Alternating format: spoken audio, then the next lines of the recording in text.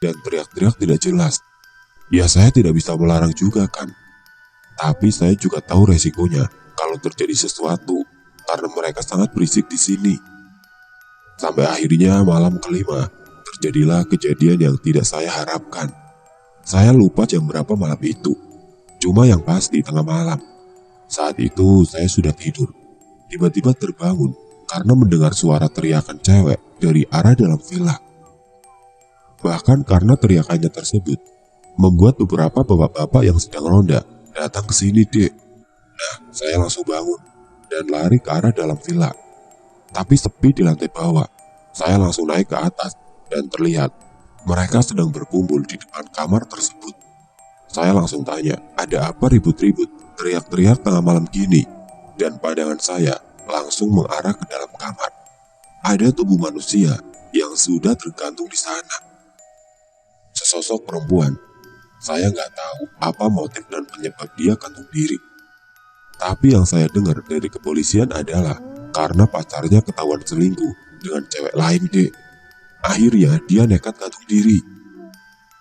Pantas saja, saya lihat posisi kepalanya itu miring ke kanan, Pak. Posisi seperti leher patah gitu. Ya mungkin karena gantung diri itu penyebabnya, hingga arwahnya nggak tenang dengan kondisi seperti itu. Itulah kenapa kamu kan masih muda, jangan berpikiran pendek. Masalah cinta itu hal biasa. Kita akan ditemukan oleh jodoh di saat mental kita sudah terbentuk dari rasa sakit akibat pengkhianatan dan kekecewaan. Sekarang kamu lihat sendiri kan, akibat dari pendeknya pemikiran dia dan sekarang menyesal karena sudah mengakhiri hidupnya. Ada aura penyesalan kalau kita lihat sosok itu. Sampai kiamat, dia akan tetap seperti saat terakhir masa hidupnya. Iya sih, Pak. Cuma ya kasihan juga sebenarnya melihat kondisi sosok tersebut ya, Pak. Ya tapi kita nggak bisa berbuat apa-apa kan. Terus gimana akhirnya anak-anak itu, Pak? Ya mereka pulang setelah ditanya-tanya sama polisi.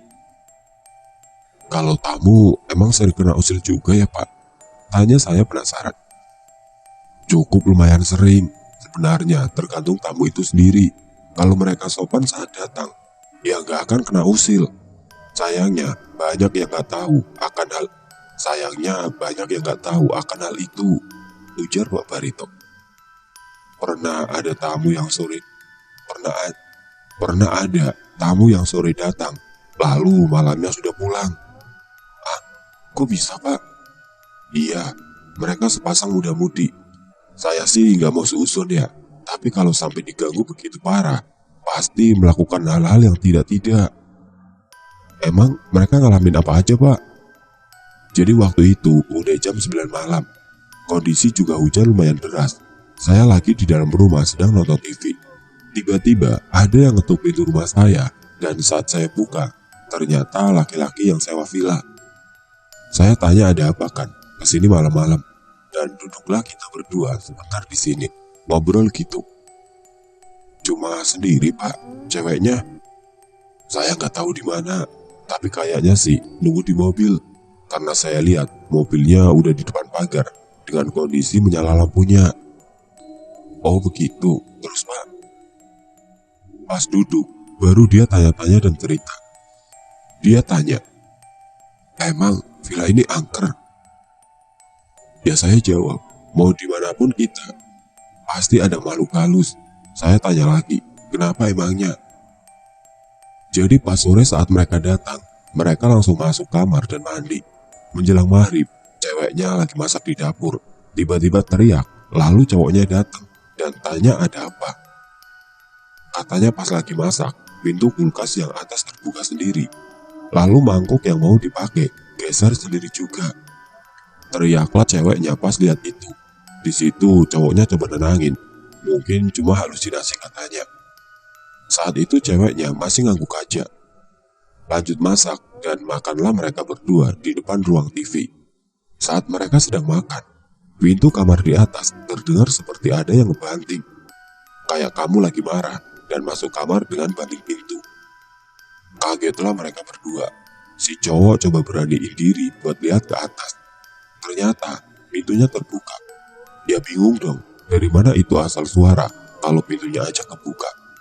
Si cowok turun, pura-pura bilang gara-gara ketiup angin, jadi tutup sendiri pintunya. Si cewek masih iya-iya aja. Sempet tenang tuh mereka sampai jam 8. Nah, sampai akhirnya hal yang buat mereka yakin buat pergi adalah saat mereka sedang di kamar. Ada suara cewek nangis. Suaranya berasal dari luar kamar, persisnya kayak di depan pintu kamar mereka. Saya nggak tahu mereka sedang apa, tapi katanya saat itu juga mereka berdua langsung diam. Si cewek udah mulai ketakutan, si cowok pun sama. Suara nangisnya makin lama makin kenceng. Saat itu juga mereka langsung siap-siap pergi. Tapi pas keluar kamar nggak ada siapa-siapa, Pak. Katanya sih nggak ada. Itulah yang bikin mereka makin yakin buat pergi. Si cowok langsung ke sini kasih kunci vilanya. Astaga, sayang banget dong. Udah bayar tapi ditinggal pergi gitu aja. Ya mau gimana? Buat yang nggak kuat diganggu. Gitu mah udah nggak mikir uang. Yang penting pergi dan cari tempat. Yang penting pergi dan cari tempat aman. Masalah uang masa bodoh deh. Tapi gini loh Pak, kalau kita mikir, mereka kena ganggu karena melakukan hal-hal yang tidak baik. Kenapa Bapak pas di atas juga kena ganggu? Padahal kan Bapak nggak niat jahat atau ganggu mereka juga. Gini loh Dek, selama saya jaga di sini, saya sudah paham letak mana aja yang suka ganggu dan mana yang enggak suka mengganggu. Ada 3 tipe sifat di villa ini Dek. Maksudnya Pak, gini, mereka itu kan sama juga halnya kayak kita. Punya aktivitas masing-masing, punya sifat juga, punya rasa juga. Nah, di villa ini, saya hafal mana yang sifatnya suka ganggu, mana yang suka diam, dan mana yang marah kalau terganggu. Contoh yang di atas, itu sifatnya emang suka mengganggu. Mau kita datang baik-baik atau tidak, tapi kalau dia niat mengganggu, ya akan mengganggu. Tapi emang rata-rata yang di atas itu sangat usil deh. Kalau di bawah rata-rata kalem, kecuali kalau kita melakukan hal yang mereka nggak suka ya. Kayak di bawah tangga itu, ada sosok laki-laki berjubah hitam. Dia cuma diam aja. Lalu di kamar depan, ada sepasang suami istri dan ada anak-anaknya. Saya nggak tahu asal mereka dari mana. Tapi pertama kali saya lihat itu saat saya turun dari atas. Saya lihat dengan jelas, mereka lagi berjalan dari arah depan, masuk menuju kamar itu. Itu jelas saya lihatnya, sampai saya pikir orang yang mau sewa. Tapi saya panggil tidak nengok mereka. Saya perhatiin terus dan tembus ke pintu. Ya udah saya diam aja habis lihat itu dan lanjut jalan keluar. Nah, kalau yang jubah hitam Pak, kalau itu pas saya lagi cuci piring dan beres-beres dapur. Terkadang ada tamu yang malas buat cuci piring atau gelas. Saya sih nggak apa-apa, karena saya anggap itu udah termasuk jadi tugas saya jaga villa ini. Selesai cuci piring, saya sapu lantainya.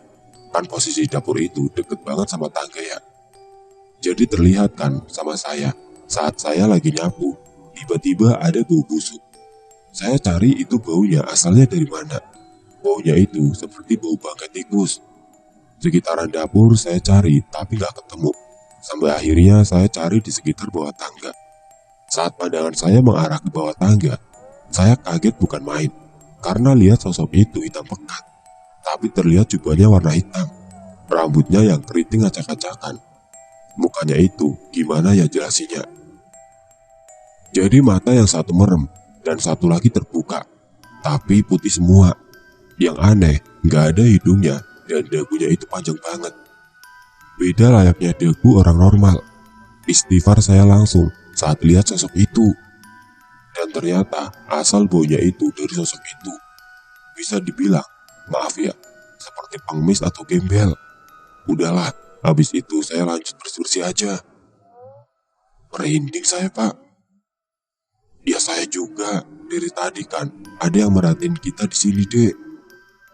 Iya sadar saya juga Pak, tapi males lihatnya aja. Kalau yang lagi merhatiin kita itu dari pohon sebelah, di villa sebelah itu. Oh ada villa di situ Pak. Jujur saya nggak tahu kalau ternyata emang ada villa lain di sini. Ada, dan itu udah lama kosong, nggak laku-laku deh. Oh alah, pantas saya nggak tahu. Tapi yang merhatiin kita ini sosok yang saya sangat benci loh Pak. Pocong? Kamu benci sama pocong? Iya Pak, serem aja bawaannya. Ya mungkin karena mengingatkan kita akan kematian dengan rupa dia yang seperti itu dek.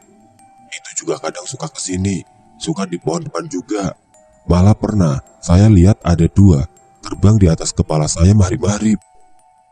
Serius Pak? Iya, minggu kemarin. Buset, ngeri amat.